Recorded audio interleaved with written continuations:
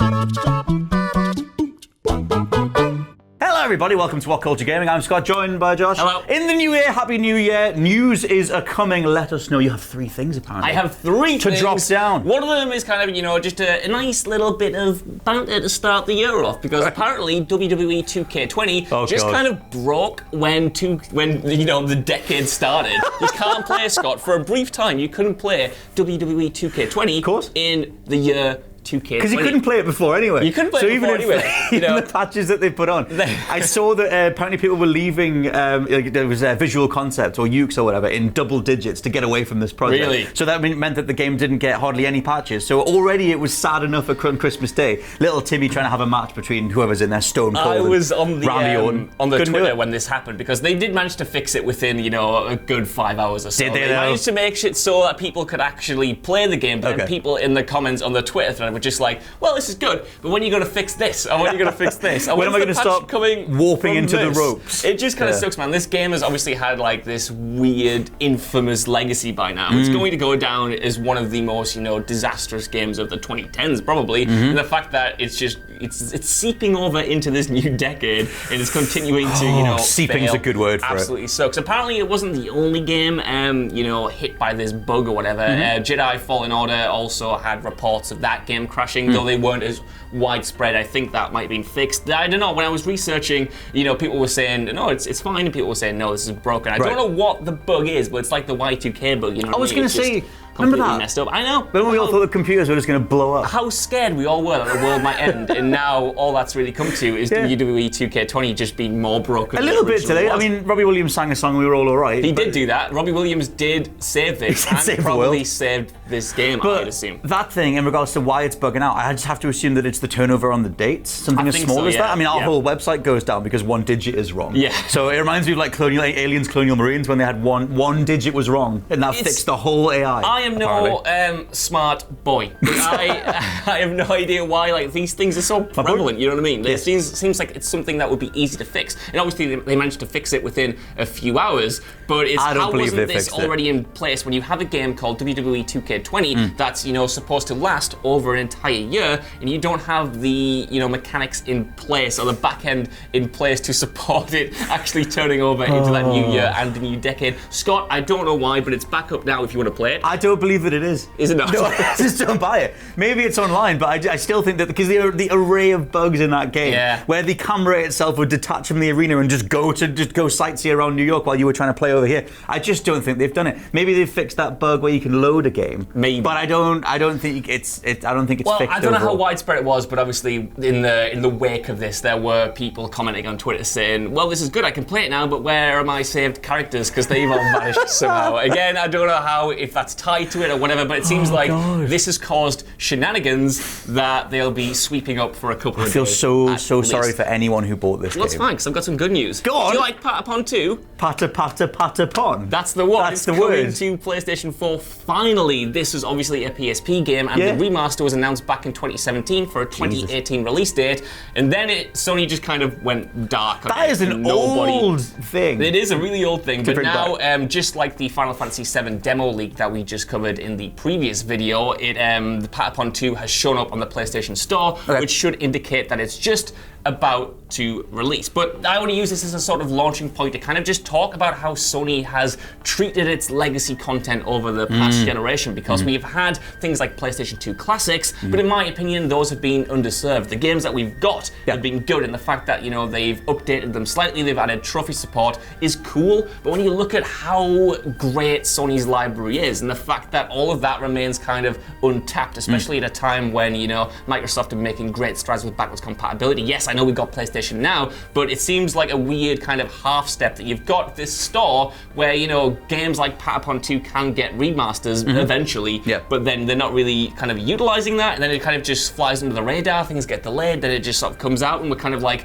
who cares at this point? I wonder if it's, there is the who cares thing. Although, like I said, Patapon. Anyone who played Patapon on PSP will know, like the thing is, Patapon goes hand in hand with Loco Roco, which are two sort of like cool little arcadey games that, and Lumines as well. And the PSP sort of launched out the gate with all these weird, like half-baked attempts at full-price AAA type stuff, and the really cool little arcade games. So it could get a following as a nice little drop-in, drop-out casual thing. But in regards to like the wider thing, I think that's maybe a bigger cross-generational thing, or cross-company thing across this generation. In regards to so many different companies try to do the remaster thing of just all re-releasing with a slightly like a texture pack upgrade, or like, you know, cleaning up sort of artifacting and things like that. But then as soon as Microsoft were like, hey, let's actually put the time in to just let you put an old disc in and it'll work, that seemed to be the way that it always should have been going forward. And I think that's, if it's true, Mark Cerny's whole patented thing for the PS5 will be full-on backwards compatible going forward. Well, that's the sort of silver lining to the story in my eyes, that, you know, the fact that Sony hasn't gone all in on, you know, making the most of their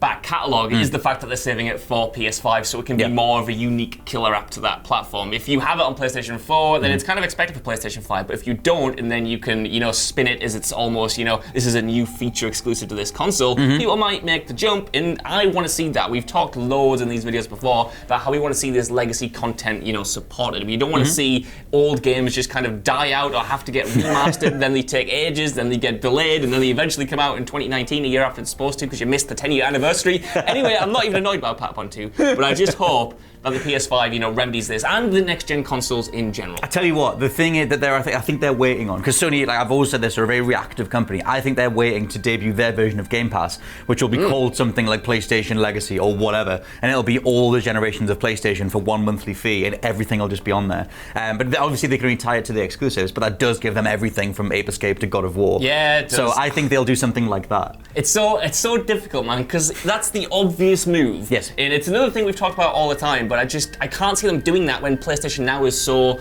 Well, they're putting so much effort into it. It might not be as popular as they want, but they're obviously doubling down on trying to make that service, you know, more relevant. They're adding more recent games. They're just kind of spending more money on marketing it in general. So I don't know how all of these different things can exist. You can't have PlayStation 2 classics that are on the store, and you can't have the subscription service, and you can't have another one that's streaming. I don't know. I think PlayStation Now is the weirdest thing, because it sort of limped out the gate initially, and it didn't do very well, and everyone was like, oh my god, it doesn't work. I remember when I tried it, it was very stuttery. I know they've changed it so you can download stuff now.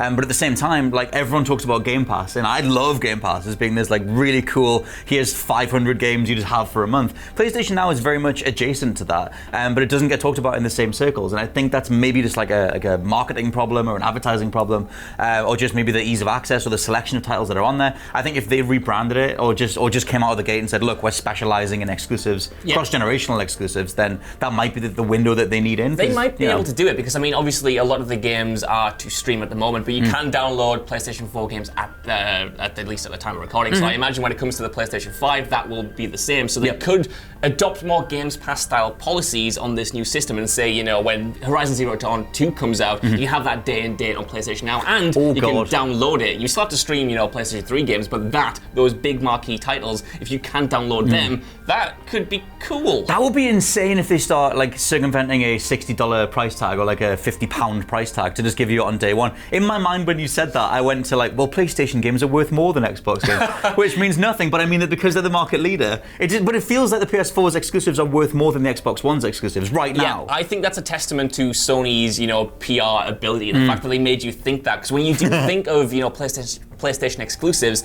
they are the huge marquee titles that feel like that's what you buy a console for. And I feel like the way that they've been marketed, especially over the past generation, as these premier experiences that no one else is making, has sort of lodged them firmly in the minds of players that it doesn't matter if they're single player only, that's worth full price to buy day one. It was just because it was like, well, Crackdown 3, Sea of Thieves, you know, they're on their State of Decay 2, they are, you know, day one for free on Game Pass, and you went, yeah, of course it is. Well, but then if it went Last of Us 2 is free, you'd be like, well, they're missing out on that. All of those exclusives, all of those bad Xbox exclusives, we're leaving behind. We're leaving them behind in the previous decade. They are firmly in 2019, but sadly, one thing we are carrying over to the new decade is troubles about the Uncharted movie, because that has once again give it up, lost a director.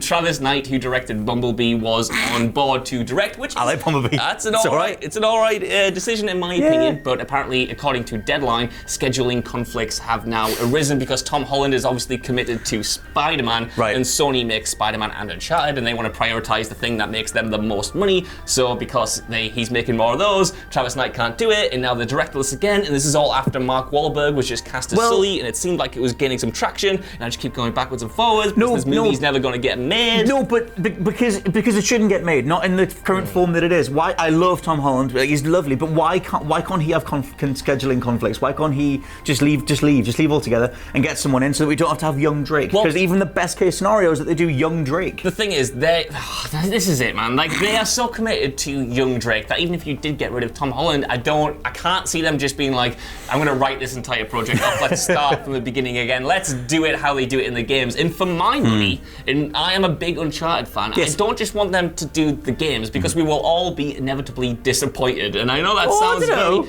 pessimistic, but we had the Nathan Fillion fan movie, and that was cool. Which was amazing. But I can't see a studio doing a 2-hour version of that. And for me, if you're going to make an adaptation of the game, if you can't get it right, and Hollywood has proven that they cannot get it right time and time again, I'd rather have something that's inspired by the source material, using the same characters and telling a different story, especially when it comes to Naughty Dog games, because they're so cinematic already. I feel like I've seen the best version of those tales. I don't need a kind of cosplay style, version of them. The thing with Nathan, for me, if you were going to do Nathan Drake now, I would still do the ultimate casting of Nathan Fillion. I know that he's getting on a bit, but I just think that he was so perfect in the fan-made movie, and obviously that got to cherry-pick stuff and have a much shorter runtime to become the sort of highlight reel of what it might be like. But at the same time, that guy's energy is Nathan Drake's energy. There's so much of Firefly's Mal in Drake anyway.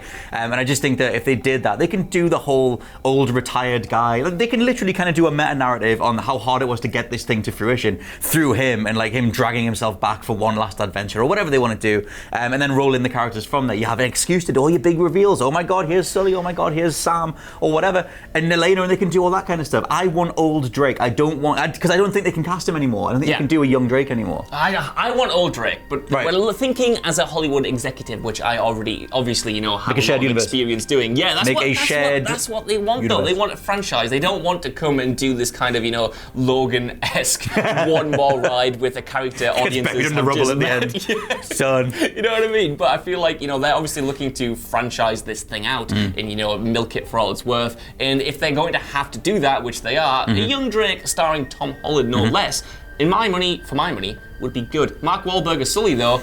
No, God, what about that? No, don't do that. Look, we'll pass it over to the comment section. Let us know who you would cast as Nathan Drake if it wasn't Tom Holland for young Drake or Nathan Fillion for old Drake, and who would you cast as Sully if it wasn't Mark Wahlberg? Literally anyone, even that chair in the corner might be more suited in terms of its stature. But yes, let us know what you think down in the comments below. But for now, I've been Scott from WhatCulture.com. I've been Josh from WhatCulture.com. I'll catch you next time. Bye.